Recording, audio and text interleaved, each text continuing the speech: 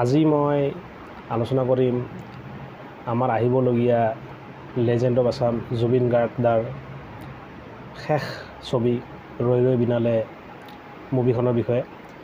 এই মুভিখনে অনলাইন বুকিঙৰ ক্ষেত্ৰত বহুতো বলিউড মুভিৰ ৰেকৰ্ড ভাঙি দিছে ইতিমধ্যে, আৰু এইখন অসমৰ আটাইতকৈ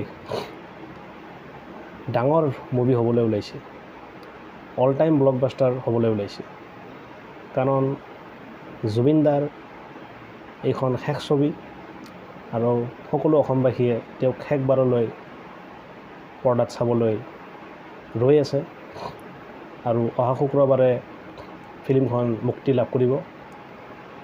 অনলাইন বুকিং বৰ্তমান মংগলদৈত আপুনি 6 তাৰিখলৈ কোনো টিকেট নাপায়।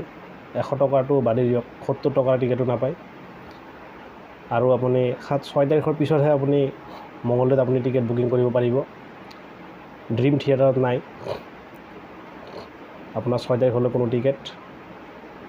আৰু এই ফিল্মখনে অসমৰ আটাইতকৈ ডাঙৰ ফিল্ম বুলি ইতিহাস ৰচিবলৈ ওলাইছে। আৰু আপোনাৰ বলিউডৰ বহুতো ফিল্মৰ ৰেকৰ্ড ইতিমধ্যে ব্ৰেক কৰি দিছে অনলাইন বুকিঙৰ ক্ষেত্ৰত। আৰু মোটামুটি এই ফিল্মখন 2 মাহ 3 মাহ চলিব পাৰে।